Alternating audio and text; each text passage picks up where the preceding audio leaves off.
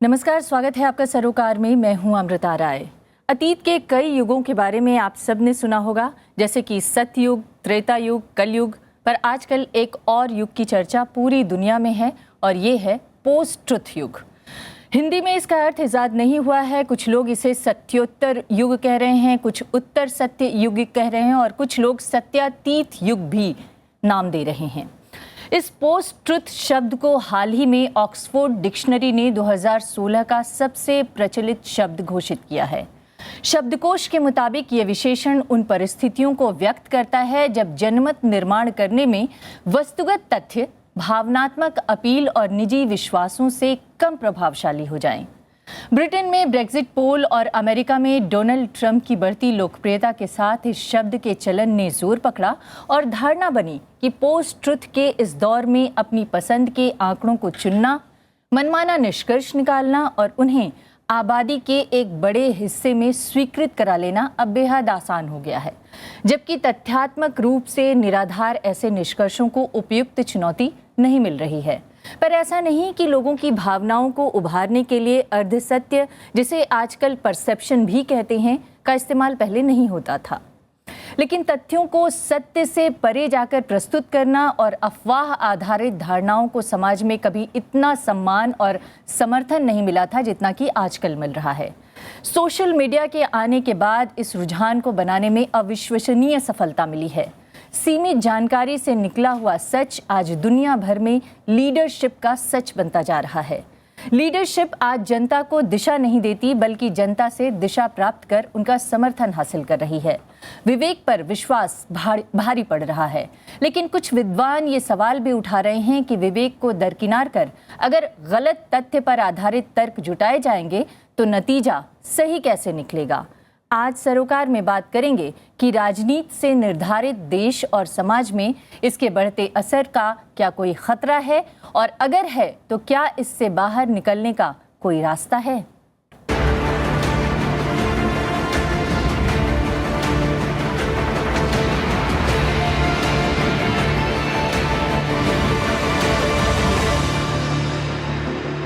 और आज हमारे साथ चर्चा में शामिल होने के लिए हैं आरएसएस विचारक राकेश सिन्हा। आप इंडियन पॉलिसी फाउंडेशन के डायरेक्टर भी हैं। हमारे साथ हैं मनोज कुमार झा, आप राजनीतिक विश्लेषक हैं और समाजशास्त्री हैं। आप डीयू में सोशल वर्क डिपार्टमेंट में प्रोफेसर हैं। हमारे साथ हैं हरतोष बल, आप पॉलिटिकल एडिटर हैं द कैरवां मैगजीन में। और हमारे साथ हैं शिवाजी सरकार, आप आईएमसी में इंग्लिश जर्नलिज्म के प्रोफेसर हैं और कोर्स डायरेक्टर हैं। और हमारे साथ हैं जेएनयू में स्कूल ऑफ इंटरनेशनल स्टडीज़ में प्रोफेसर चिंतामणि महापात्रा। और इसके अलावा यहाँ पर युवाओं का भी मैं स्वागत करना चाहूँगी मेरी चर्चा में शामिल होने के लिए।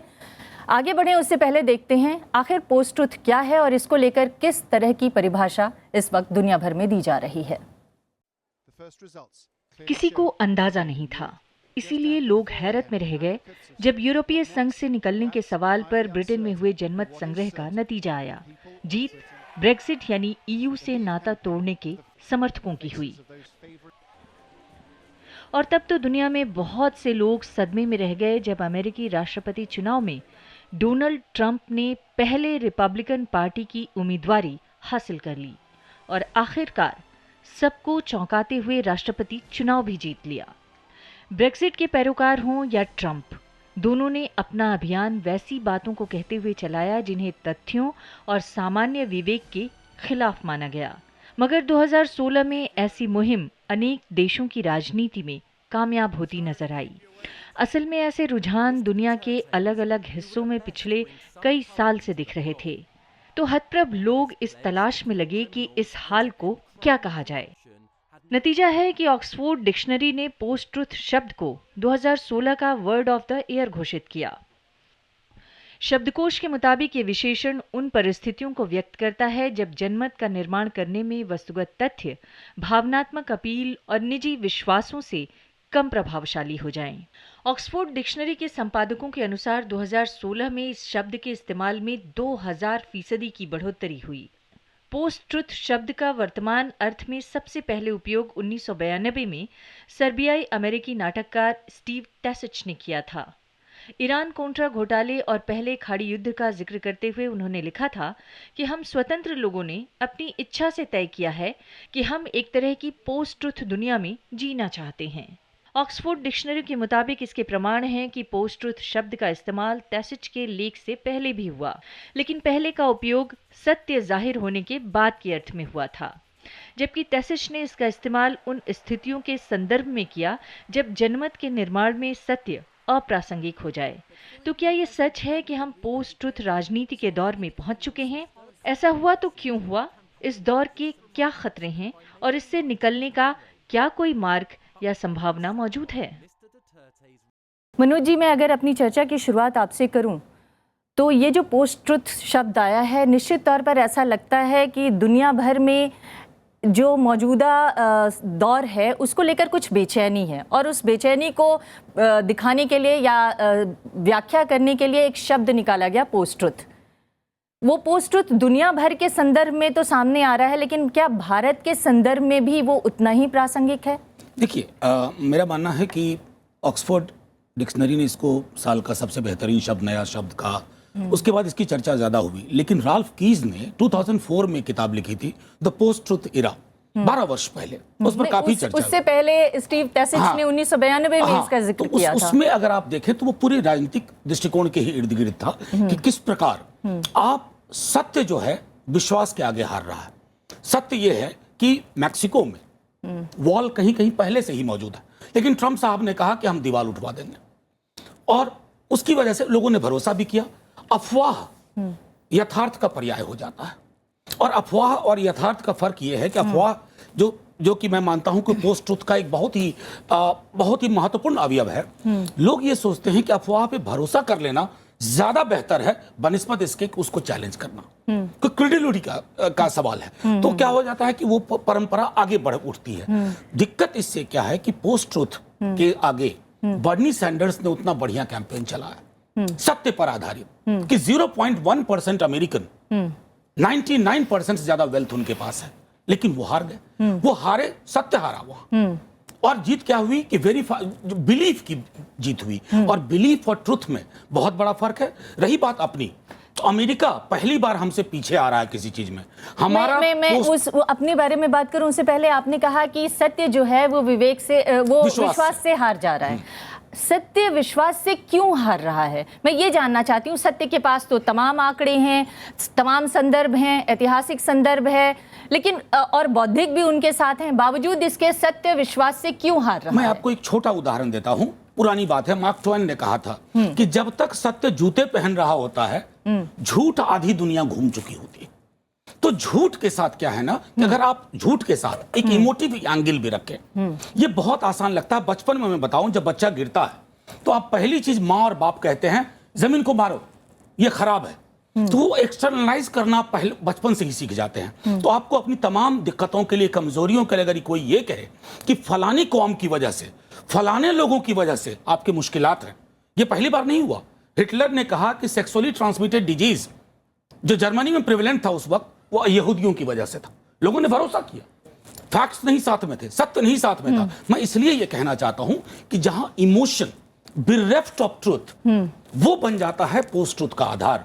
और दुनिया में तमाम जगह देखिए, हिंदुस्तान, अमेरिका, फ्रांस, ब्रिटेन, ये जो पोस्ट ट्रुथ मूवमेंट है वो सत्य को ललकार रहा है, और एक राजनीति का जो एक वैकल्पिक दिशा थी उसको भी ललकार रहा है। और राजनीति उससे बहुत ज्यादा प्रभावित हो रही है। मैं राकेश जी आपके पास आना चाहूंगी। टैसिट ने बहुत पहले ये कहा था कि हम स्वतंत्र लोग अपनी इच्छा से पोस्ट ट्रुथ दुनिया में जीना चाहते हैं, और आज वो साकार होता हुआ नजर आ रहा है। पर हम स्वतंत्र लोग क्यों पोस्ट ट्रुथ दुनिया में जीना चाहते हैं, इसको कुछ हद तक व्याख्यायित करने की इन्होंने कोशिश की है। आपकी नज़र में क्या है? देखिए, मैं मानता हूं कि हर युग में, हर समय में ऐसी स्थिति रही है कि भावनाओं का दुरुपयोग हुआ है। हिटलर और मुसोलिनी ने, तब तो पोस्ट ट्रुथ शब्द का इजहार नहीं हुआ था, और हिटलर मुसोलिनी ने भावनाओं का दुरुपयोग करके, एक खास कम्युनिटी को टारगेट करके, राष्ट्रवाद को गलत ढंग से परिभाषित करके सत्ता काबिज किया और पूरी दुनिया पर अत्याचार किया। मैं मानता हूं जो ये शब्दों का इजहार हो रहा है, दुनिया में एक वर्ग है जो उपनिवेशवादी चिंतकों का वर्ग है, जिसके मन से अभी तक उपनिवेशवाद गया नहीं है। मैं कहता हूँ विचारों का उपनिवेशवाद, वह नए नए शब्दों का इजहार करता है और नए नए शब्दों का इजहार करके पूरी दुनिया पर थोपना चाहता है। मैं इसका 2 उदाहरण देता हूँ।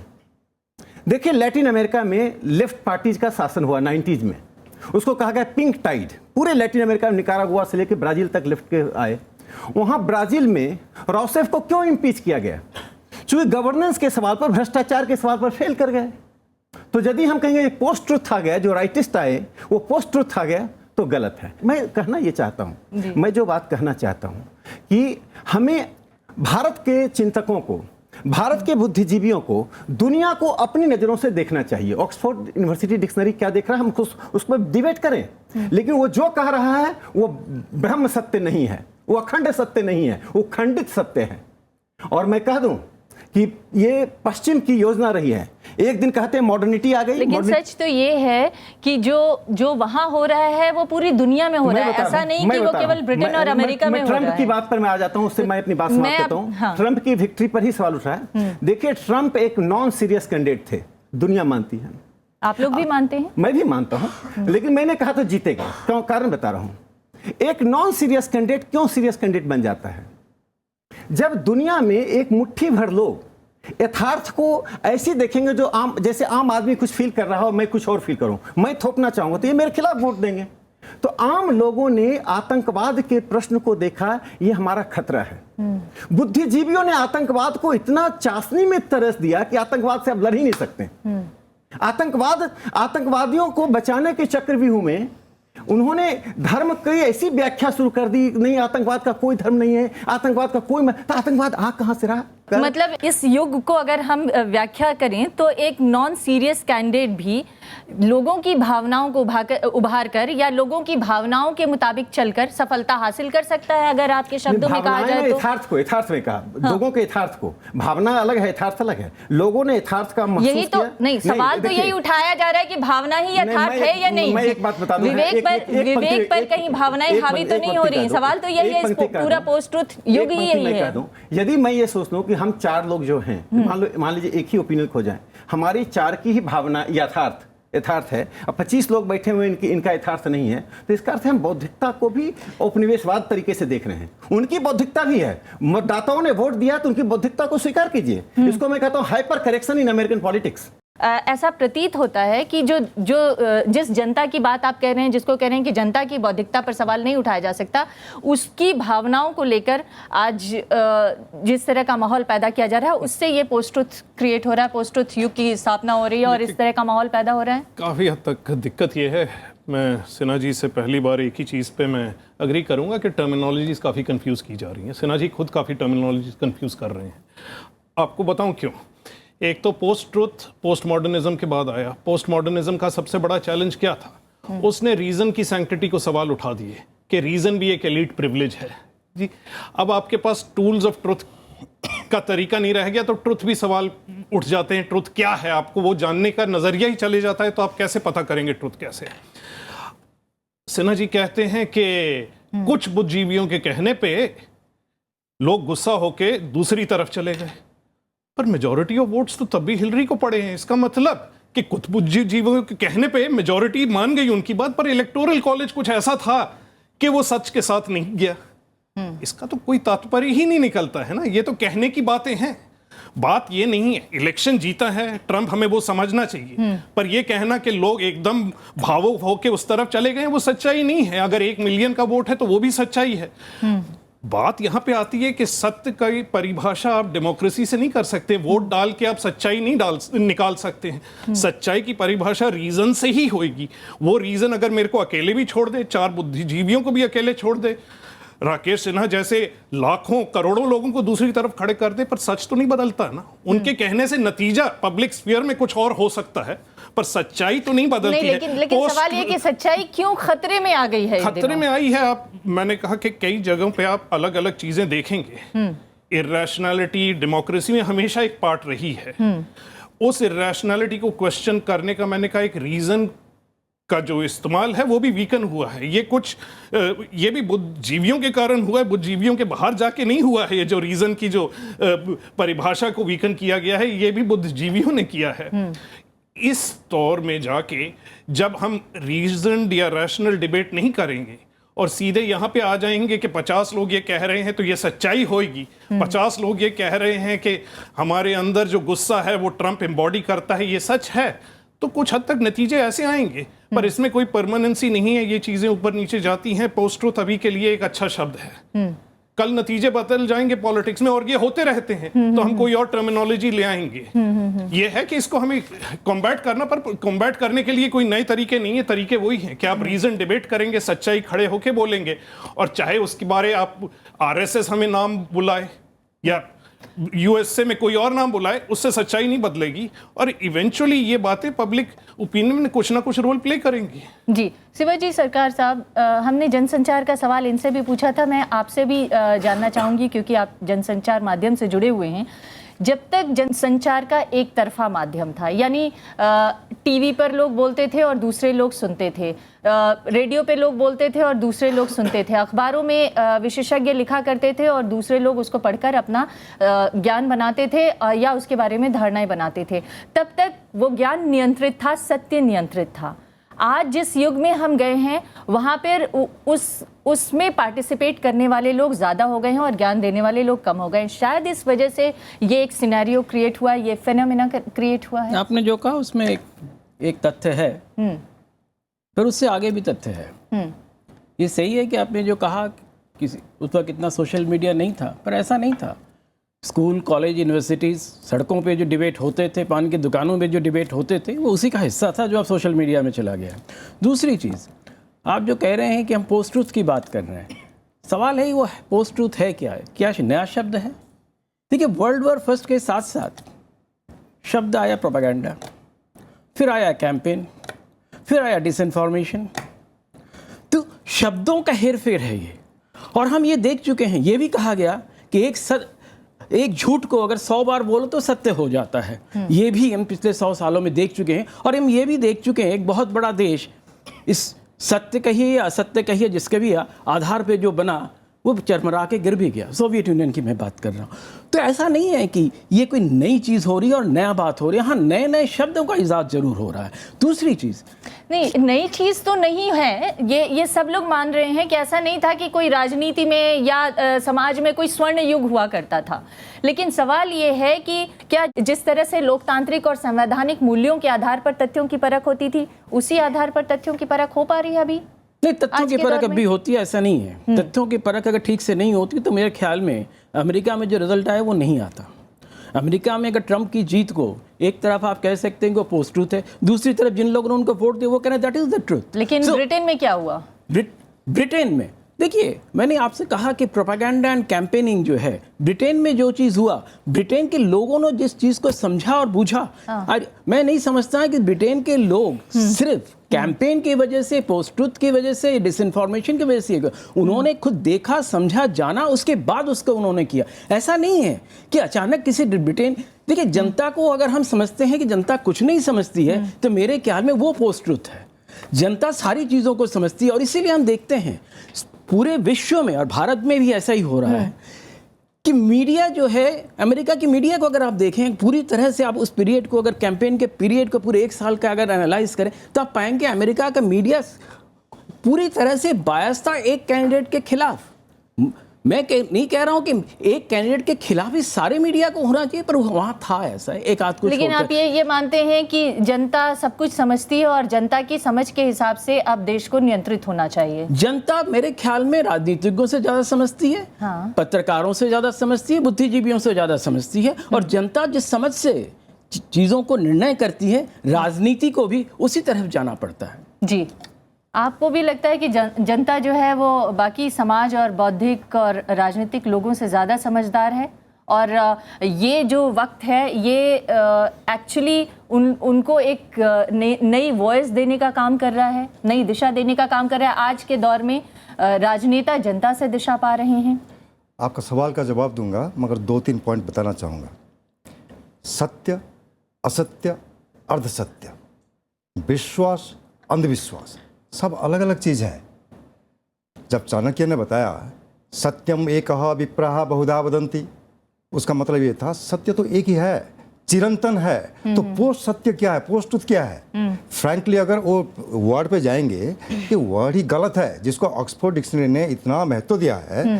पोस्ट ट्रुथ एक कॉन्ट्राडिक्शन है। ट्रूथ का कोई पोस्ट कोई पास्ट कुछ नहीं होता, ट्रूथ ट्रूथ ही होता है। नंबर 2, जनता के बारे में। जनता ज़्यादा समझती है, जनता सब कुछ जानती है, ऐसा नहीं है। हम सब जनता हैं। हम जानते हैं कि ह्यूमन बीइंग जो होता है, मानव जो होता है, वो इंटरेस्ट ड्रिवन होता है। अभी अमेरिका में डोनाल्ड ट्रंप को जिन लोगों ने वोट दिया और जिताया, वो अपने अपने इंटरेस्ट को दिमाग में रखते हुए जाके वोट दिया। सत्य असत्य की कोई तुलना नहीं की, और सिर्फ टेलीविज़न डिबेट पे कोई ऐसा कोई सत्य की खोज में नहीं थे। और सोशल मीडिया में जो हो रहा था, सही तो ये है, मतलब आप ये कह रहे हैं जनता सिर्फ अपना इंटरेस्ट देखती है और उस इंटरेस्ट को जो भी सर्व करता है उसकी तरफ चली जाती है। इसीलिए मैं लेकिन सवाल ये है कि क्या देश को नेतृत्व देने वाली शक्तियां हैं, क्या उन्हें सिर्फ जनता की दिशा के हिसाब से चलना है या उनको दिशा दिखाना है? दोनों में कुछ भी नहीं है। विवेक और विश्वास, लीडरशिप जो है, हाँ। लीडरशिप अपना जो लीडर जो समझता है, अपना हित को देखता है, अपना खुद कैसे पावर में रहेगा देखता है, और जनता को कभी कभी जनता का मतिभ्रम कर देता है, कभी कभी जनता का जो पल्स को समझता है, जनता क्या चाहता है उसी हिसाब से अपना भाषा को प्रयोग करता है। एक दो उदाहरण दूंगा। डोनाल्ड ट्रंप के बारे में सब लोग बोल रहे हैं। जब डोनाल्ड ट्रंप ने बोला कि मैं अमेरिका और मेक्सिको के बॉर्डर में एक दीवार खड़ा कर दूंगा, उसका कारण यह है कि उसी इलाके में बहुत सारे वोटर हैं जो कि तंग आ चुके हैं कि जितना भी रेप होता है, क्राइम होता है, ऑल बिकॉज ऑफ इमिग्रेशन। तो उसका टारगेट था वही जनता। जब उसने बोला कि जापान को बम बनाना है तो बनाने दो ना, हम क्यों जाके उनका सुरक्षा करें। ये कोई नई बात नहीं है। 1970 से डिफेंस बर्डन शेयरिंग ये डिबेट चला आ रहा है। तो वो सबको कहना है कि जापान को, साउथ कोरिया को, नेटो को डिफेंस बर्डन शेयरिंग करना चाहिए। हम इतना खर्चा क्यों कर रहे हैं? तो काफ़ी सारे अमेरिकन जनता जो कि अभी बिल्कुल सरल भाषा में बोला, वो ही appeal to the hearts of the people. So इसीलिए सत्य को किस ढंग से प्रकाश किया जाता है, किस ढंग से उसका व्याख्या किया जाता है, किस ढंग से लोगों का दिल को जीता जाता है, वो लीडर को मालूम है। लेकिन मैं एक चीज़ ज़रूर आपसे जानना चाहूँगी, मुझे ब्रेक पर जाना उससे पहले संक्षेप में आपका जवाब चाहूँगी। ये जो बौद्धिक वर्ग की निरपेक्षता है, उससे भी कहीं सत्य को नुकसान पहुँच रहा है, और उसके नुकसान से देश में सिनिसिज्म या निहिलिज्म टाइप की चीजें पैदा हो रही हैं। मैं नहीं मानता कि बौद्धिक वर्ग की निरपेक्षता और सापेक्ष होना ये महत्वपूर्ण विषय है। हाँ। सीधी सी बात है कि मैं पुख्ता खड़ा हूं कि पोस्ट ट्रुथ एक फेनोमेना है, हमें काउंटर करना होगा। इसके मूल में भय है। हम हर व्यक्ति चाहे जहां खड़े हो, हमें किसी न किसी चीज से डर लगता है। एक मिथ ऑफ स्ट्रॉन्ग लीडर जो आर्ची ब्राउन की किताब है, एक आपको वो नेता कहता है कि फलानी चीज से तुम डर रहे हो, उस डर का कारण वो है। सारे लोग भरोसा करने लगते हैं। जिसको ये इंटरेस्ट कह रहे हैं वो एक्चुअली आपके लिहाज से भय, मॉर्टल फियर है जो इमिग्रेशन का वहां हुआ, जो हमारे यहाँ भी आतंक से कोई परहेज, हम सब आतंक के खिलाफ हैं, लेकिन आतंक को एक खास तरह की चीज से जोड़ दिया जाए और कहा जाए इसी वजह से आतंक है, तो मैं समझता हूं इस तरह का कॉजल रिलेशनशिप वो भी पोस्ट ट्रुथ का ही हिस्सा है। कि आप इजी इस्टेब्लिश करते हैं फॉर्मूला कि अगर A+B हो गया तो होल स्क्वायर ये होगा। यही ट्रंप ने किया, और माफ कीजिएगा 2-2.5 वर्ष पहले हमारे यहां भी हुआ कमोबेश उसी दिशा में। सिर्फ ऐसा नहीं कि ये 2-3 उदाहरण हैं। नहीं, लेफ्ट राइट के दायरे में भी मैं नहीं बांधना चाहूंगा। लेफ्ट के कई सारे लीडरान हैं जो आर्ची ब्राउन की किताब में काफी पुख्ता उसका विश्लेषण है, जिन्होंने इमोटिव अपील की, ट्रुथ से परे एक हाइपर रियलिटी क्रिएट की, और उस हाइपर रियलिटी में लोगों को आगे बढ़ा। और एक आखिरी चीज, इसका नियो लिबरल इकोनॉमी से बहुत घनिष्ठ रिश्ता है। मैं उदाहरण देता हूं, हार्दिक पटेल, मराठास, जाट्स, वो सब कह रहे हैं कि या तो हमें दो या सबका ले लो। ये क्या है? ये भी पोस्ट ट्रुथ मोमेंट है हमारे इस तरह के सामाजिक आंदोलनों का। दरअसल पूर्वाग्रह जो है, हाँ। वो पूर्वाग्रह इस तरह की भावनाओं को का एक संकलन है, और वो वही पूर्वाग्रह है जो मराठाओं के लिए आंदोलन मांग रहा है, जो पटेल के लिए आंदोलन मांग रहा है, वो उसी पूर्वाग्रह के हिस्सा है। उस डर की वजह से हम एक सर्विलेंस स्टेट हो गए हैं। इतना डर हो गया है कि जगह जगह वेब कैमरा लगा दिया गया, और हम अपना फ्रीडम तक त्यागने को तैयार हैं पोस्ट ट्रुथ पॉलिटिक्स में। फ्रीडम रखो, हमें सिक्योर रखो। किस बात का महफूज रहना चाहते हो? अगर आजादी नहीं है आपके पास तो आजादी का हनन करती है पोस्ट ट्रुथ पॉलिटिक्स, चॉइस का हनन करती है। जी, तो आप कह रहे हैं कि ये भय की बात है, आप कह रहे हैं कि नहीं ये जनता के इंटरेस्ट की बात है। इस पर हम चर्चा जारी रखेंगे, एक ब्रेक के लिए रुकते हैं, ब्रेक के बाद जल्द लौटेंगे।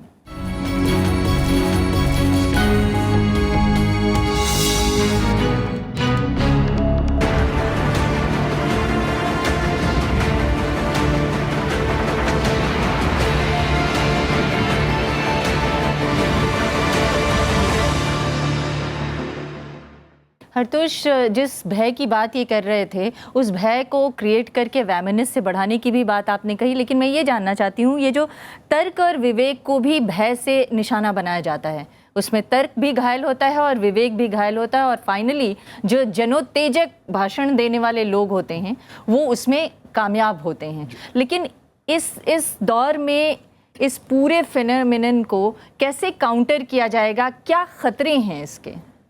देखिए, एक तो क्योंकि हमने ये टर्म बार बार यूज़ की है पोस्ट ट्रुथ, हमने एग्जाम्पल लिया है, ट्रंप का एग्जाम्पल लिया है, ब्रेक्सिट का लिया है, यहाँ पे हमने कुछ लोगों ने मोदी जी की जिक्र की है जो समय, पर इसमें जो खास चीज़ जो हम फोकस ये कर रहे हैं कि ट्रंप इलेक्शन जीता है, पर हैरानगी इस बात की है वोट कि ट्रंप हिलरी को ज़्यादा मिले हैं। वो तो हुआ ही है, तो एक तो हमें वो भी चीज़ याद रखनी चाहिए कि ट्रंप ने बार बार झूठ बोला है और लोगों ने जाना है कि ट्रंप झूठ बोल रहा है, और तब भी ट्रंप को समर्थन मिला है। ये एक नई चीज हुई है कि खुली तौर पे जब आपको पता है आदमी झूठ बोल रहा है, हाँ। उस झूठ को भी आपने सपोर्ट किया। आप जो बोल रहे हैं उसका जवाब मैं चिंतामणि जी आपसे जरूर लेना चाहूंगी। आप ये कह रहे हैं कि ट्रंप झूठ बोल रहे हैं, और अमेरिका की एक मैगजीन है इकोनॉमिस्ट, उसने लिखा था कि yes I would lie to you, ये और इस शीर्षक से पूरा आर्टिकल लिखा गया जिसमें ट्रंप ने ये स्वीकार किया है कि हाँ आईसिस का फाउंडर है ओबामा, और कह रहे हैं कि हाँ हम इसको मानते हैं, यही सच है। लेकिन लोग जानते हुए भी कि ये सच नहीं है उनके साथ है, आप कह रहे हैं ये लोगों का इंटरेस्ट था। मैं आपको ये समझाने की कोशिश कर रहा हूँ। हाँ। अमेरिका में MSM है, मेन स्ट्रीम मीडिया, जैसे आपने बताया मेन स्ट्रीम मीडिया ने बिल्कुल ट्रंप के खिलाफ हो गया, तो ट्रंप ने सोशल मीडिया को यूज़ करके पॉलिटिकली करेक्ट बात नहीं कही, ऐसे बात कही जो कि लोगों के दिल को छू जाए, और सत्य क्या है असत्य क्या है, लोगों के दिल को छू जाए या राजनीति में कोई हलचल पैदा करे, समाज में कोई हलचल पैदा करे, वोट पाने के लिए लोगों के दिल में कैसे विश्वास दिलाया जाए। हाँ। कि ट्रंप ने जो बोल रहे हैं वो सही है, अगर पावर में आ जाएं उनके लिए कुछ कर पाएंगे, वो विश्वास दिलाना बहुत इंपॉर्टेंट है। तो कैसे विश्वास दिलाएं वो भी एक साइंस है। तो अभी ये जो इलेक्शन हुआ अमेरिका में, पहली बार मेन स्ट्रीम मीडिया का जितने सारे विश्लेषण, एनालिसिस, न्यूज रिपोर्टिंग सारे इधर के उधर हो गया, और सोशल मीडिया का रोल कितना पावरफुल हो सकता है वो देखने को मिला, जो कि पहले तहरीर स्क्वायर इजिप्ट में हुआ था। सोशल मीडिया की वो सोशल मीडिया जो अनऑथेंटिक सोर्सेज से, जिसके कोई सोर्स का बताने की जरूरत नहीं है, उस अनऑथेंटिक सोर्स से कोई भी खबर लिख दो और उसको फैलाने के लिए तमाम तरकीबें निकाल लो, उसके आधार पर जनमत बनाया जा सकता है। उसका कारण है हाँ। अमेरिका में 4 से 5% लोग वही New York times, Washington post, Chicago Tribune पढ़ते हैं, और कितने सारे लोग टीवी देखते हैं, मगर ये फोन लेकर टिक टिक टिक सब लोग करते हैं, राइट। हाँ। तो इसीलिए जब वो सोशल मीडिया में जो भाषण होता है, सब लोग क्या बैठ के एक एक करके रिसर्च करके सत्य क्या है जानना चाहते हैं? नहीं चाहते। वो विश्वास की बात है। यही हाँ, तो इसीलिए सोशल मीडिया एक ऐसा पावरफुल टेक्नोलॉजी है जिसके थ्रू में आप जो कहना चाहते हो, सत्य की जो परिभाषा है, वो जो आप बताना चाहते हो, वो अगर सक्सेसफुल बता दिए, बाद में देखा जाएगा सही क्या है गलत क्या है। ये तो बिल्कुल एक इलेक्शन स्ट्रैटेजी है, और उसको छोड़ के कुछ है ही नहीं। आप जब बता रहे हैं पूरी दुनिया में हो रहा है, देखिए पूरी दुनिया में चाइना एक देश है, इसका मतलब नहीं, इसका मतलब तो ये हुआ कि आपने जो पहले कहा था कि जनता इसी पे विश्वास करती है इसलिए नेता वो बोलते हैं, और आप अगले स्टेटमेंट में ये कह रहे हैं कि ये इलेक्शन स्ट्रेटजी है। इसका मतलब जनता के विश्वास के साथ नेतृत्व धोखा कर रहा है। नेता की तरफ देखेंगे तो ये इलेक्शन स्ट्रेटजी है। हाँ। जनता की तरफ देखेंगे कि जो वो समझेंगे कि ये मेरे हित में है, वो वोट करेंगे। जनता ने तो अपने हित में समझ के किसी को नेतृत्व दिया। हाँ। लेकिन नेता को तो पता है कि उसने झूठ बोला, तो फिर तो ये जनता के साथ धोखा हुआ ना। इसीलिए अभी जब इलेक्शन जीत गए उसके बाद उनका स्टेटमेंट देखिए, एक एक करके बिल्कुल ही इज गोइंग बैक। पहले बोले हिलरी क्लिंटन को जेल भेज दूंगा, अभी नहीं करूंगा। फिर उसके बाद बोले ओबामा केयर को खत्म कर दूंगा, नहीं वो नहीं करूंगा। He said she is suffering from election defeat. I'll not touch her as of now. As of now. देखिए कुछ नहीं होगा, क्लिंटन को मैं हट करना नहीं चाहता, ये भी स्टेटमेंट है। लेकिन पॉइंट आई वाज मेकिंग इससे थोड़ा कुछ ज्यादा है, क्योंकि आप ये स्ट्रैटेजी जो भी हो, जब हम पोस्ट ट्रुथ की बात कर रहे हैं वो इसको कॉन्ट्रडिक्ट नहीं करती है। आप इस्तेमाल कर रहे हैं एक ऐसी स्ट्रैटेजी जिसमें झूठ बोलना इस बात का एक पार्ट है स्ट्रैटेजी। वहां पे दूसरी बात है कि जो वोटर्स हैं वो जानते हैं कि ये झूठ बोल रहा है, फिर भी समर्थन कर रहे हैं। उसमें दिक्कत ये आती है कि आज तक हम ये परिभाषा थी कि हम ऐसे आदमी को रूलर नहीं बनाना चाहते जो किसी एन वक्त पे जरूरी मुद्दे पे झूठ बोल के हमारे ऊपर सरकार चलाए। वो बदल गया है। ब्रेक्सिट में विनिंग साइड ने बोला था कि एनएचएस को एक इतना अमाउंट जाएगा अगर हम ईयू से बाहर आएंगे। एज सून एज वोट आया बोला गया ये नहीं जाएगा। झूठ था, लोगों को भी पता था ये झूठ था। अब ये झूठ बार बार क्यों माना जा रहा है? मैं यहां पे बोल रहा हूं रियल जो अपील है एक इमोशनल अपील है। हम एक जो वोटर्स की प्रेजुडिस जो एक क्रिएट हुई है इस माहौल में, हमें उसे भी समझना चाहिए। मोदी ने, ट्रंप ने और ब्रेक्सिट ने एक दायरा बढ़ा दिया है जिसमें जो बातें हम सोशल मीडिया के थ्रू, जो हम घर में डर के बोलते थे कि यार ये, अब वो खुल के बोल रहे हैं। खोल के 2 टर्म्स ब्लैक के हो गए, अब औरत आने वाली है इलेक्शन के लिए। ये मुसलमान ऐसे होते हैं? इमिग्रेंट्स आके ये कर रहे हैं। ये एक पब्लिक स्फीयर बन गया है। कभी भी ये पहले पब्लिक स्फीयर नहीं था, ये हमेशा छुपा हुआ था। ये घर में बोल देते थे। हम ये प्रेजुडिस पे हम वोट भी डालने से कतराते थे क्योंकि हमें मालूम था ये प्रेजुडिस है। आज ये प्रेजुडिस को सच्चाई बनाई गई है और इसमें सोशल मीडिया पार्टिसिपेट करता है और एक लीडर जो झूठ बोल के सोशल मीडिया को एस्टैब्लिश करता है वो इस प्रेजुडिस को इस्तेमाल कर रहा है। एज ए स्ट्रेटेजी करे या जो भी करे, पर उसका पब्लिक स्फीयर पे इंपैक्ट साफ है। अगर घर के अंदर बैठने वाले या दबे छुपे बोलने वाले लोग अब खुलकर सोशल मीडिया पे बोल रहे हैं और उनका उतना ही बोलबाला है, तो बौद्धिक वर्ग पीछे हट गया। तो बौद्धिक वर्ग अगर आपके समाज से कट रहा है तो आपका समाज किस दिशा में जा रहा है? पहली बात तो मैं कहना चाहूँगा कि पश्चिम कुछ शब्द और कुछ युगों को इजाद करता है और हमारा सोशल साइंस आंख बंद करके उसको स्वीकार करता है, जिसके कारण व्याख्या में दिक्कत होती है। क्योंकि पश्चिम रिलेटिव ट्रुथ की बात करता है, इन्होंने कहा हम वन ट्रुथ की बात करते हैं। जब रिलेटिव ट्रुथ होगा तो फ्रैक्चर ट्रुथ होगा। हम तो कहते हैं एकम सत्यम विप्रा बहुधा वदंती। और मैं एक घटना बताता हूँ, रीजन कितना इंपॉर्टेंट है। स्वामी दयानंद सरस्वती मूर्ति पूजा के घोर विरोधी और बनारस में 17 नवंबर 1869 को 300 पंडितों के साथ, बनारस मूर्ति पूजा का केंद्र है, वहां डिबेट करते हैं, डिबेट में जीत जाते हैं। वहां आस्था तो जीत और हार, हम बाइनरी में दुनिया को नहीं देखते हैं, या आइदर यू और मी। हम कॉन्सेंसस क्रिएट करने की, भारत की जो परंपरा है बौद्धिकता की, वह कॉन्सेंसस इजाद करने की परंपरा है। हम या मेरा अस्तित्व होगा या तुम्हारा अस्तित्व होगा, यह परंपरा नहीं, अदरिंग्स हम नहीं पैदा करते हैं। इसलिए भारत में इतने धर्म आए, इतने संप्रदाय आए, झगड़े हैं, अविश्वास है, दंगे भी हुए, लेकिन फिर भी हम साथ रहते हैं। जो लोग दंगाई हैं उन्हीं के बीच से लोग आकर दूसरे की रक्षा करते हैं। इसलिए मैं मानता हूं कि हम पश्चिम के आंख बंद करे अनुगामी ना बने, हम अपनी बौद्धिकता को स्वतंत्र बौद्धिकता के रूप में देखें। मैं यहाँ दीनदयाल उपाध्याय को कोट करूंगा, जिनकी 100वीं जयंती मनाई जा रही है। कैसे हमने उपेक्षा की अपने चिंतकों को। दीनदयाल उपाध्याय ने कहा लेफ्ट और राइट जो ये विभाजन है ये हमारे भारत के लिए उपयुक्त नहीं है। और जब उन्होंने कहा, इसी कारण से मनोज जी यहाँ विद्यमान हैं, 67 में जब ये बात आई तो दीनदयाल उपाध्याय और राम मनोहर लोहिया एक होकर संघर्ष किया। तो sharing of ideas, exchange of ideas रुक जाता है जब हम खांचों में दुनिया को देखते हैं। पश्चिम खांचा बनाता है। एक बात करके मैं समाप्त करूंगा। देखिए, पश्चिम की एक बुराई देखता हूं कि उन्होंने मॉडर्निटी कहा। क्यों? चूंकि द्वितीय विश्व युद्ध के बाद जो समस्या आई तो उन्होंने फिर उसके बाद पोस्ट मॉडर्निटी कहा। रीजन देखिए, वो बात मैं करूंगी, लेकिन आप कह रहे हैं कि खांचों में अगर बांट कर आप दुनिया को देखेंगे तो फिर वो सही उसका नतीजा नहीं निकलेगा। पूरा कर लूं। देखिए, पश्चिम क्या कहता है, मेटा नैरेटिव क्रिएट करता है कि एक ही नैरेटिव से दुनिया चलेगी, एक कोई सिद्धांत से दुनिया चलेगी। अभी तो पश्चिम में भी फूको और डेरेडा क्या कह रहे हैं कि मेटा नैरेटिव नहीं चल सकता है।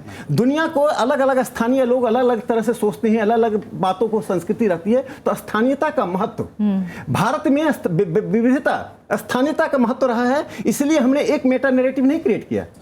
लेकिन एक सवाल में आपके इस विवेचना से आगे मैं करना चाहती हूँ, इस दौर में जिस चीज़ को सबसे ज़्यादा इम्पोर्टेंस दी जा रही है वो है जनता। जनता के पास ज़रूरी नहीं है कि बौद्धिक लोगों के बराबर ही ज्ञान हो सकता है कि उसके एक सीमित ज्ञान के आधार पर उसने अपनी धारणा बना रखी हो। अगर सीमित ज्ञान के आधार पर बनाई गई धारणा और उसके आधार पर तथ्यों को परखा जाएगा तो क्या नतीजा सही निकलेगा और क्या वही नतीजा दुनिया को लीड करेगा? मैं एक तो साफ तौर पे मानता हूं कि पॉलिटिकल पार्टीज की, पॉलिटिकल क्लास की ये एक हार है कि बिल्कुल हार है। मैं स्वीकार करता हूं कि अगर डेनियल बोरिस्टिन कहते हैं कि truth has been replaced by believability, तो ये अपने आप में हम सब की हार है। क्यों कह रहा हूं कि ये हर जगह हो रहा, और मैं पश्चिम को लेकर के उस तरह का सिनिक मेरा अप्रोच नहीं है, क्योंकि बहुत सारी चीजें पश्चिम ने एक इमेंसिपेटरी पैराडाइम दिया, हमें लिबरेटरी पैराडाइम दिया। एक फेडरल कोर्ट के जज ने 3 दिन पहले कहा, if you don't like Trump leave America. कितना फेमिलियर साउंड करता है, हमारे यहाँ भी ऐसा ही कुछ कहा जा चुका है। तो ये पूरी दुनिया में ये हमारे यहाँ क्या कहा गया कि अगर मोदी जीतते हैं तो मैं देश छोड़ के चला जाऊंगा, तो ये नहीं, लेकिन उसके अलावा भी बहुत कुछ कहा गया। जनसत्ता के एक आर्टिकल में कहा गया यदि मोदी, भारत के बुद्धिजीवियों ने और अमेरिका न्यूयॉर्क टाइम्स, सुन लीजिए, न्यूयॉर्क टाइम्स के 19 सदस्यीय एडिटोरियल टीम ने एक प्रेस जारी किया स्टेटमेंट, 19 मेंबर्स एडिटोरियल टीम ने कहा मोदी को वोट मत दो। भारत के बुद्धिजीवियों ने कहा मोदी को वोट दो, मोदी जीतेंगे तो देश बर्बाद हो जाएगा। क्या देश बर्बाद? नहीं, राकेश भाई, मैं इसको वन टू वन नहीं करना। मैं हमें अपनी बात रखने दीजिए। यही मुश्किल हो गया इस मुल्क में। कोई भी सवाल पूछ दो इस मुल्क में तो आप देशद्रोही हो। अगर कतार में खड़े लोगों की परेशानी का सवाल पूछो तो कहो कि आप काला धन रखे हुए हो। मैं परेशान हूं कि मेरे पास 100 रुपए नहीं है पिछले 4 दिन से, और मैं काला धन का सपोर्टर हूं। ये जो बाइनरीज में बांध दिया है ना, इधर दिस और दैट, ये मुश्किल का क्षण है। मैं एक छोटा उदाहरण दे रहा था। फेडरल कोर्ट के एक जज ने कहा, बिल्कुल सही कहा उन्होंने, if you don't like Trump leave America. भाई अमेरिका ने उसको वोट दिया। मैंने सिर्फ इतना कहा कि ये मुझे बड़ा फेमिलियर लगा। अमेरिका को दुख हो रहा होगा, हमें नहीं हुआ, हमें आदत पड़ गई है। मैं अगले सब मेरा नाम रवि है। मेरा क्वेश्चन सर से है, क्या पोस्ट ट्रुथ राजनीति को प्रभावित करती है? यदि हाँ तो किस हद तक सर? मेरा सीधा तौर पे मानना है कि राजनीति संक्रमण काल से गुजर रही है। अगर यह तय हो जाएगा कि इमोटिव इश्यूज, इमोशन, और वो भी bereft ऑफ रियलिटी, जिसमें यथार्थ का कोई सम्मिश्रण ना हो, अगर वो चल पड़ी ना तो ट्रंप को चैलेंज करेगा एक बड़ा ट्रंप।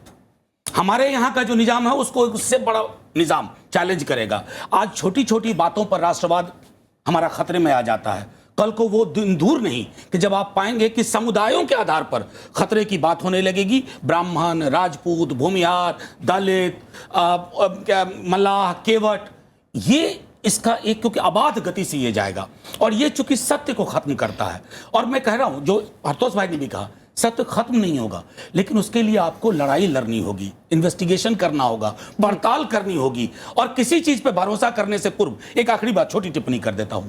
एक महत्वपूर्ण टेलीविजन के एक एंकर ने 2000 के नोट में बता दिया नैनो चिप लगा हुआ है, कहीं भी छुपा रहेगा, मिल जाएगा। मैं खुश हुआ, घर में अक्सर नहीं मिलता है तो लगा कि चलो हम भी नैनो चिप लगा के पूछ लेंगे, लेकिन लोगों ने भरोसा किया। रिजर्व बैंक के मना करने के बावजूद आज मेरे विश्वविद्यालय में कई लोग कह रहे थे, सर वो उसमें असल में बता नहीं रहे, नैनो चिप लगा हुआ है। ये है जब सत्य खत्म होता है, उसका कत्ल होता है सिर्फ बिलीवेबिलिटी में। जी आप पूछिए। क्या भारत में राजनेता वोट लेने के लिए पोस्ट ट्रुथ का इस्तेमाल करते हैं, और 2014 में क्या इसका इस्तेमाल हुआ था?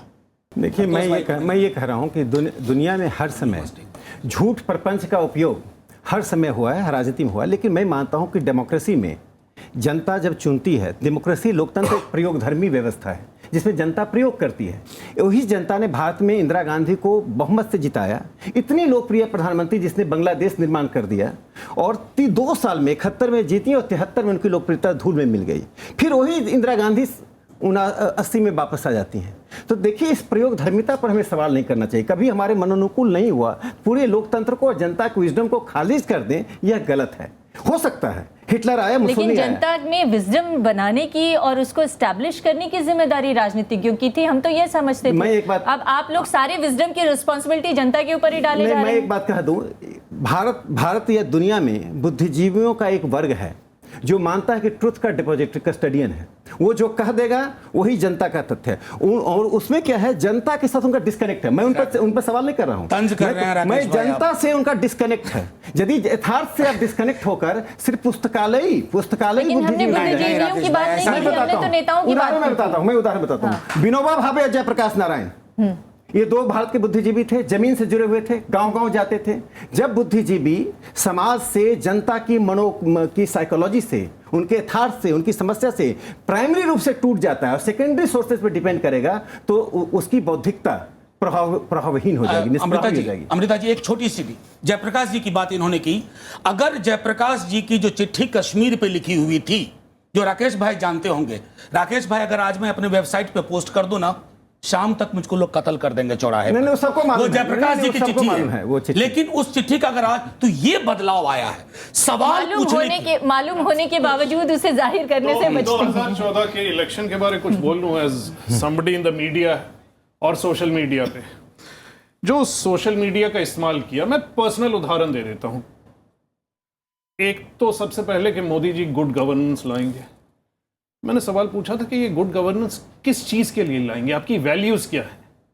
उस पे कभी बात नहीं हुई है। गुड गवर्नेंस करेंगे, सर्विसेज कर देंगे, उस गुड गवर्नेंस में माइनॉरिटीज के लिए स्थान होएगा, उस पर कभी जवाब नहीं था। आप ये सवाल उठाने लगे सोशल मीडिया में, जब कैंपेन चल रही है तो तर्क क्या आते थे? आपने एक ऐसा सवाल उठाया, अरे आप तो कांग्रेसी हैं करप्शन के पक्ष में। यार मैंने तो राडिया टेप छापे थे, मैं उस मैगजीन के साथ हूं। बिल्कुल है नहीं, पर तुम तो कांग्रेसी हो, मोदी के अगेंस्ट सवाल उठा रहे हो। अरे 2002 में क्या हुआ था? अरे आपने 84 के बारे बात क्यों नहीं की? यार मैंने ही 84 के बारे बात की है, इन लोगों ने तो नहीं की है। 3 साल हो गए हैं, अभी तक 84 का कोई आदमी किसी पेड़ से टंगा नहीं है। मोदी जी ने बहुत कोशिश कर ली। तो आप ये कह रहे हैं कि 2014 की बात है, 2014 के इलेक्शन में कि जो भी इनकन्वीनियंट सवाल मोदी के बारे उठाए गए, वो किसी और पक्ष को सामने रख के दबाए गए, मेजॉरिटी के धुन से दबाए गए। उन सवालों पे अभी तक कुछ नहीं हुआ है। कांग्रेस ने करप्शन की तो आपने बंद किसको किया अभी तक? 84 में अगर गलती हुई है तो आपने टांगा किसको? 2G में किसको नहीं मालूम? राडिया टेप्स में आपको किसको नहीं मालूम? मतलब आप ये तो मोदी जी ने क्या किया? इस सवाल का जवाब यही हुआ, इस सवाल का, उनके सवाल का जवाब आपने ये दिया कि हाँ 2014 के इलेक्शन में पोस्ट ट्रुथ पूरी तरह से इस्तेमाल हुआ और सच्चाई को दबाया गया है और सच्चाई को दुरुपयोग किया गया। मैं अगला सवाल कर लेती हूँ। मेरा सवाल राकेश सिन्हा जी से है।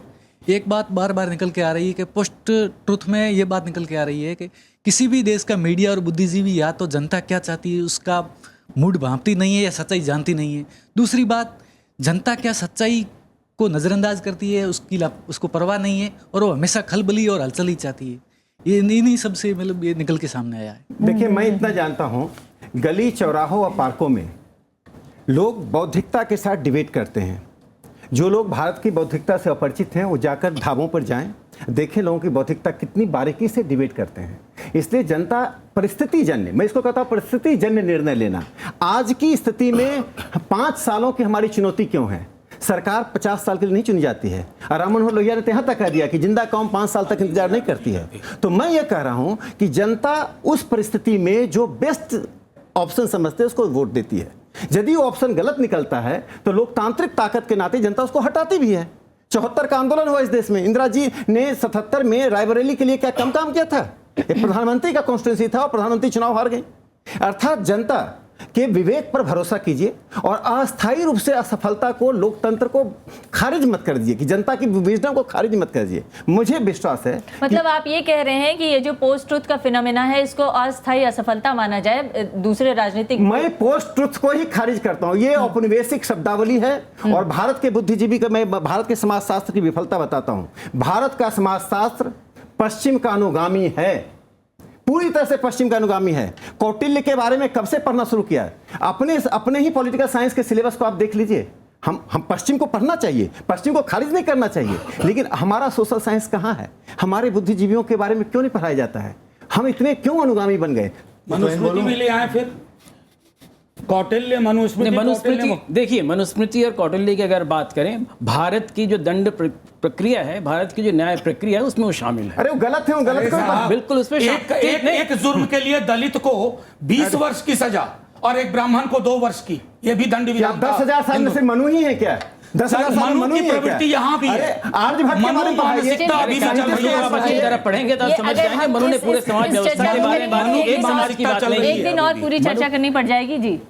सर मेरा सवाल ये है कि अभी आपने कहा कि कुछ बोल दो तो देशद्रोही वगैरह, लेकिन आजकल के लोग या आजकल के पॉलिटिशियंस एंड बुद्धिजीवी कुछ भी बोल देते हैं तो लोग उसे देशद्रोह या एज अ पार्ट अपने वो उनका एक ही कहना होता है कि ये मेरे फ्रीडम ऑफ स्पीच, ये मेरे पार्ट ऑफ स्पीच को खनन कर रहा है या उसको ख़त्म कर रहा है। तो लोग अब उसको एक्सेप्ट नहीं करिए, फैक्ट ऑफ ट्रुथ है, हम बच्चे हैं, हम जानते हैं कि इसे लोग गलत ले रहे हैं, लेकिन ये बार बार हमेशा इस बात की तर्क क्यों दी जाती है कि ये पार्ट ऑफ स्पीच है, ये मेरा फ्रीडम ऑफ स्पीच है, तो कुछ भी बोल दो। जी एक आध और सवाल, एक दो और कोई सवाल नहीं क्योंकि हमारे पास वक्त कम है। और एक मुझे आध- सर से एक सवाल करना था। इन्होंने बार बार कहा कि ट्रंप ने अपने भाषणों के दौरान झूठ बोला और जनता ने उसे सपोर्ट किया, तो आप किसी के भूत को देखकर और वर्तमान और भविष्य के बारे में प्रश्न कैसे खड़ा कर सकते हैं? नहीं। और वो गलत कैसे होगा? आप उस बेसिस पे आप ऐसे आदमी को, सवाल तो इतना उठता है कि आप ऐसे आदमी को वोट देना चाहेंगे जो क्रूशल ऐसी चीज़ों पे झूठ बोल रहा है और आप जानते हैं वो झूठ बोल रहा है, और इस पे डिबेट नहीं है क्योंकि वो भी कुछ दिनों के बाद मान जाता है कि झूठ बोल रहा है, मुझे भी मालूम है झूठ बोल रहा है। कल वही आदमी सरकार चलाएगा, आपको कई इंपॉर्टेंट पॉलिसी मैटर्स के बारे झूठ बोलेगा, आपको कभी सच्चाई पता नहीं चलेगी। आप क्या ऐसा प्रेसिडेंट चाहते हैं, ये डिसीजन तो आपका होएगा ना, मैं उसके बारे क्या कर सकता हूँ? मैं तो यही कहूंगा कि ऐसे डिसीजन मत लीजिए, पर अगर आप लेना चाहेंगे तो उसका मैं क्या कर सकता हूँ? एक सवाल था, मैं आपसे सिर्फ ये कहूं, डरते हम नहीं हैं और इस राष्ट्र से संभवतः हम में से कोई भी तराजू में तौल नहीं सकते, बेपनाह मोहब्बत करते हैं। 2 उदाहरण दूंगा। कश्मीर, आप ही की तरह मेरे स्टूडेंट कुछ कश्मीर के हैं, साथ काम किया हमने। मानवाधिकार उल्लंघन, कश्मीर हमारा अभिन्न हिस्सा है, ये नॉन निगोशिएबल है, मैं भी मानता हूं। लेकिन मैंने एक हफिंगटन पोस्ट में लेख लिखा, 700 कमेंट आए और हर कमेंट में मेरे माता पिता, जिनका कोई कश्मीर के बारे में मेरे विचार से लेना देना नहीं है, क्या समझते हैं मेरा मानसिक चैन कहीं ना कहीं गुम होता है। और इसी तरह का लेख मैंने हिंदुस्तान टाइम्स के लिए लिखा था 2008-10 में स्टोन पेल्टर्स पे, माफ कीजिएगा तभी गालियों की संख्या इतनी नहीं थी, इसका 2% भी नहीं। कहीं तो मेरा देश बदल गया है, ये तो मैं मानता हूं, पोस्ट ट्रुथ मोमेंट आ गया है, लड़ना हम सबको पड़ेगा। लेकिन एक आखिरी सवाल मैं आप सबसे पूछना चाहती हूँ, क्या कोई पूर्ण सत्य युग भी था? कोई पूर्ण सत्य युग था, या हम उसकी कोई परिकल्पना कर सकते हैं कि ऐसा कोई युग होगा जहां पे सब सच का बोलबाला होगा और सारे लोग उसको फॉलो करेंगे? नहीं, मेरा मानना है, मेरा मानना है कि मैं एक प्रसिद्ध इतिहासकार का कहना था, उनको मैं कोट करता हूं कि गोल्डन युग या जिसको कहते हैं स्वर्ण युग हमेशा भविष्य के लिए सुनिश्चित रखिए। लेकिन इतना कहने के बावजूद हमारी तमाम राजनीति को बदलना पड़ेगा, नहीं तो मैं बार बार कह रहा हूं कि ट्रंप को बड़ा ट्रंप मिलेगा और हमारे मोदी जी को इनसे बड़ा मोदी जी मिलेगा, और संभवतः ऐसा न हो उसमें जो हमारी प्रस्थापनाएं हैं, हमारी संस्थाएं हैं, सब चरमरा जाएं, क्योंकि पोस्ट ट्रुथ का वजन संभवतः हमारा संविधान भी नहीं ले पाएगा। जी नहीं, मैं नहीं समझता हूँ कि आप जो चीज़ कह रही हैं कि लोग सत्य के अलावा जब चुनाव पे जाते हैं उसमें वोट देते हैं, जब बैलेट बॉक्स पे वो बटन दबाता है बहुत सोच समझ के दबाता है, बहुत सोचता है किसको हम वोट दें, किससे हमें फ़ायदा होगा, किससे हमें नुकसान होगा, इन सारी चीज़ों को देखते हुए वोट देता है। वो सिर्फ ये सोच के नहीं वोट देता है उसने झूठ कहा, उसने सच कहा, वो झूठ और सच की पारखी वो खुद समझता है और उसके हिसाब को देखते हुए करता है। बार बार यहाँ 2014 का चुनाव का जिक्र आया, 2014 के चुनाव में और ट्रंप के चुनाव में मैं एक सामने देखता हूँ, भारत का मीडिया और अमेरिकी मीडिया दोनों एक ही तरह बिहेव करता रहा, जब तक कि एक समाचार एजेंसी ने ये नहीं कहा कि बीजेपी को अकेले 280 सीट मिलेगी। उसके बाद से पूरा पैराडाइम ऑफ डिस्कशन चेंज होने लगा। दूसरे ही दिन एक न्यूज़ चैनल ने कहा 284 सीटें आएंगी, उसी को वर्चुअली लिफ्ट करते हुए। तो ये जो एक पैराडाइम है कि हम डिबेट को सही ढंग से देखते नहीं हैं। पत्रकार जो है कॉन्स्टिट्यूंसी तक जाते नहीं, अगर कॉन्स्टिट्यूंसी में एक कॉन्स्टिट्यूंसी में जाएं और लोगों से बात करें, आपको जनमानस का पूरा अंदाज़ा हो जाता है जनमानस क्या चाहती है। जनमानस सिर्फ लीडर को देख के वोट नहीं देता है, लीडर के पूरी पारखी, पूरे व्यक्तित्व, पूरे उसके एस्पिरेशन और उसके साथ साथ उसके विरोधी में जो व्यक्तित्व है उसको देखते हुए उसकी बातों को समझती है और जो कुछ वो झेल चुका उन सारी चीज़ों को देखते हुए निर्णय लेता है। जनता जो है पोस्ट ट्रुथ पे विश्वास नहीं करता है, जनता ट्रुथ पर विश्वास करता है, ट्रुथ को देखते हुए ट्रुथ के एस्पिरेशन से में वोट देता है। हो सकता है उसमें उसकी गलती हो सकती है, क्योंकि आगे क्या होगा कोई नहीं कह सकता। मोदी जी वाज द अगर- darling of the media, let me correct you. 2014 के बाद प्लीज आप पहले बोलें। मैं तो कब से हाथ उठा रहा हूँ। नहीं, हाँ, मैं ये भी जानना चाहती हूँ कि बहुत सारे पार्टियों की तरफ से, चाहे वो देश में हो चाहे अंतर्राष्ट्रीय स्तर पर हो, ये दावा किया जाता है कि हम अपने देश को महान बना देंगे, हम स्वर्ण युग ला देंगे। लेकिन क्या इस रास्ते पर चलकर, इस पोस्ट ट्रुथ के रास्ते पर चलकर स्वर्ण युग लिया जा सकता है वहाँ पर? बहुत छोटी सी टिप्पणी दूंगा। सारे सवाल को मिलाते हुए सत्य की परिभाषा अलग अलग होती है। अलग अलग नेता, अलग अलग पार्टी अपने अपने तरफ से जो मगर सत्य तो एक ही होता है, चाहे परिभाषा जितनी भी बना लीजिए आप। Let me complete, you will get the sense of what I am trying to say. अलग अलग लोग, अलग अलग पार्टी, अलग अलग नेता अपने तरफ से लोगों के साथ जोड़ के बोलते हैं कि मुझे वोट दीजिए, ये होगा, राइट। बात यह है कि अमेरिका में जो वोटिंग टर्नआउट होता है 43, 44, 45% लोग वोट देने जाते हैं। इंडिया में, पूरे दुनिया में जितने भी अनपढ़ गंवार है सबसे ज्यादा इंडिया में है, कंट्री वाइज जाएंगे तो। आप ये कह रहे हैं अनपढ़ गंवार कह रहे हैं भारतीय जनता को, जो अपने विवेक से फैसले ले रहे हैं, गांव में रहने जिसको वाले, आप सब लोग ये गांव ठहरा में रहे रहने हैं कि वाले। वो बहुत सुनिए, समझदार हैं।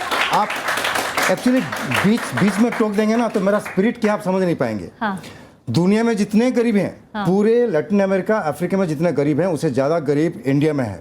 इसके बावजूद इंडिया का वोटर्स टर्नआउट ज़्यादा होता है। PhD in political science vote देने नहीं जाता, मगर ये जो अनपढ़ है, गांव में रहते हैं, वो जाके वोट देते हैं, सरकार को बार बार बदलते हैं। इसलिए मैं ये एम्फसाइज कर रहा हूँ कि पोस्ट ट्रूथ हो या ना हो, जनता जनार्दन का अपनी बुद्धि होती है, उसी के हिसाब से वो वोट देके सरकार को बदलती है। इसलिए मैं सलाम करता हूँ इंडियन जनता को।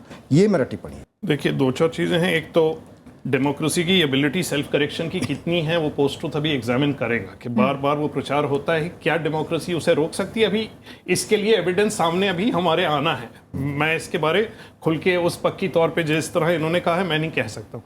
दूसरी बात रही कि लोग अपना विचार पॉलिसीज़ पे कैसे बनाते हैं, चाहे ना चाहें सब ढाबों की बात करते हैं, बात ऐसे करते हैं जैसे हम लोग तो ढाबे पे जाते नहीं हैं, पर टेलीविज़न स्टूडियोज़ में भी आते हैं, मैगजीन्स में लिखते हैं, लोगों के बीच में जाके लोग पढ़ते हैं, देखते हैं, इस पे चिंता करते हैं। तो मीडिया का क्या रोल है? एक तो 2014 में ये कहना मीडिया एक तरफा थी, मीडिया एक तरफा थी, मोदी की तरफ थी। मैं तो अंदर रह के काम किया है। मोदी के खिलाफ आप मीडिया में लिख के दिखा देते, उस टाइम पे आपकी नौकरी खतरे में थी।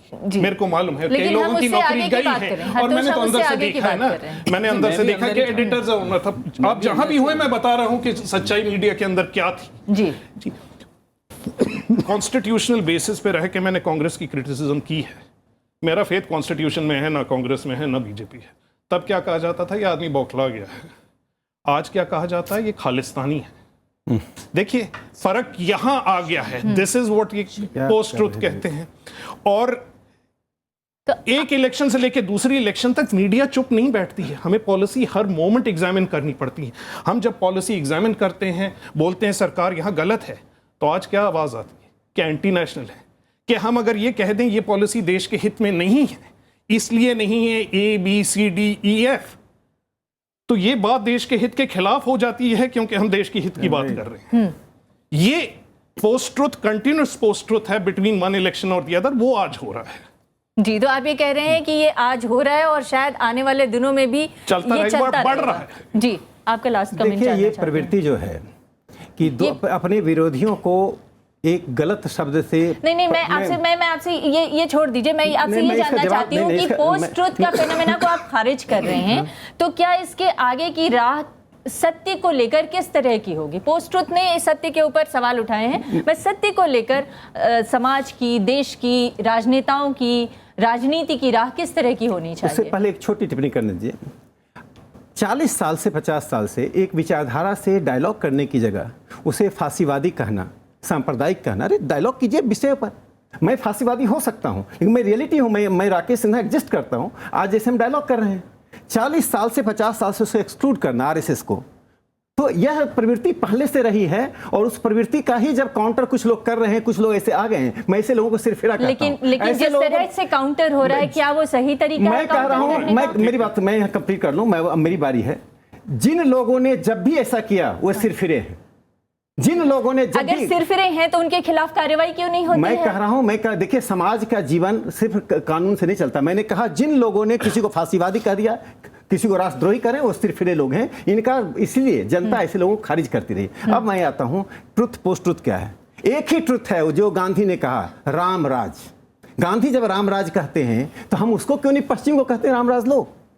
जिस राम राज में पीस हो, हार्मनी हो, पीस हो, हार्मनी हो, आपस में सौहार्द हो। मैंने एक उदाहरण दिया कि लैटिन अमेरिका में लेफ्ट आया, उसको खारिज कर दिया। क्यों? क्योंकि भ्रष्टाचार में पकड़े गए। आपकी आइडियोलॉजी बहुत अच्छी थी लेकिन आपका व्यवहार अच्छा नहीं था, चरित्र अच्छा नहीं है। और रामायण तो पढ़ रहे हैं लेकिन मेरा चरित्र खराब है। लेकिन अगर चरित्र बहुत भी अच्छा है मगर आप उस दुष्चरित्र लोगों के खिलाफ कोई कार्रवाई नहीं कर रहे हैं तो इसको क्या कहा कार्रवाई हो रही है? मैं एक छोटा भारत का उदाहरण देता हूं कि देखिए, भारत में 2.5 साल में अवार्ड वापसी ग्रुप आया, हंगामा मचाया। कितनी आजादी थी। आपने एक प्रधानमंत्री बनने से पहले मौत का सौदागर, बाद में प्रधानमंत्री बनने के बाद उसको खारिज किए। आज खुलकर बोल रहे हैं। कौन इन पर कार्रवाई करेगा? सोशल मीडिया में 10 सिरफिरे लोगों को, बिना आइडेंटिटी का लिखने वालों को गालियां सबको पड़ती हैं। एक मनोज जी कह रहे हैं उनको गाली पड़ी, तो क्या सरकार साहब गाली नहीं पड़ती है? हम पर्सनल नैरेटिव के आधार पर पूरे देश के चरित्र को नहीं, ये सोशल मीडिया पर लिखते हैं। ये एक्सटेंशन ऑफ डेमोक्रेसी है। Social media is extension of democracy. और एक बात, और इससे कोई पोस्ट ट्रुथ जैसा कोई फिनोमेना क्रिएट नहीं हो रहा है। पोस्ट ट्रुथ को उपनिवेशवादी विचारधारा का प्रतीक मानता हूं। जो लोग उसको मान रहे हैं उपनिवेशवाद के शिकार हैं। और गार्जियन अखबार को कोट कर रहा हूं। गार्जियन अखबार ने 16 मई 2014 को क्या लिखा? Finally Britishers have left India. क्यों लिखा? ब्रिटिशर्स चले गए, उनकी संस्कृति थी। आज उस संस्कृति को हम खारिज कर रहे हैं। और आपको बता दूं 20 साल में भारत की संस्कृति बदलेगी। ये सोफिस्टिकेटेड वर्जन है क्योंकि जो मैंने मुद्दे उठाए हैं उसमें कोई जवाब नहीं। मैंने आपको इंटरप्ट किया, आप बोले सब सच, मैं बोलूं सब झूठ। ये बाइनरी अपग्रेड करते हैं। पोस्ट ट्रुथ क्या होता है? सच्चाई ये डिसाइड कर रहे हैं ना। ये सोफिस्टिकेटेड फॉर्म है। खालिस्तानी नहीं बोलेंगे, कुछ और बोलेंगे, पर जो मैं बोल रहा हूं उससे डिबेट नहीं करेंगे, सामने उसके साथ नहीं मिलेंगे कभी, उससे डरते हैं। कौन डर? जिसने आपको खालिस्तानी कहा उसको मैं सिर्फ मानता हूं। राकेश भाई, पर आपने कुछ और कह दिया। बात हो गई। मैं बस एक छोटी टिप्पणी मैं चाहता हूं कि जिन लोगों से हम राजनीतिक विरोध करते हैं उसमें सब आप ही की तरह हो जाएं तो हमारी मुश्किल खत्म हो जाएगी। कम से कम सिरफिरा तो कह देंगे। दूसरी चीज मैं कह रहा हूं, मैं एक प्रश्न आप सबके माध्यम से छोड़ना चाहता हूं कि पोस्ट ट्रुथ मूवमेंट में गांधी के सत्याग्रह को कैसे कहेंगे? सत्यातीत सत्याग्रह, संभवतः उसकी आवश्यकता है। मैं इतना ही कहना चाहता हूं। जी, और मैं तो इतना ही कहना चाहूंगी कि जो भी सत्य हो कम से कम हमारे लोकतांत्रिक मूल्यों के आधार पर परखा हुआ हो और उसके आधार पर जनता लोगों को परखे और परीक्षण करे और उसके आधार पर जनमत तैयार करे तो शायद ये लोकतांत्रिक व्यवस्था में सबसे बेहतरीन कदम होगा। बहुत बहुत शुक्रिया। नमस्कार।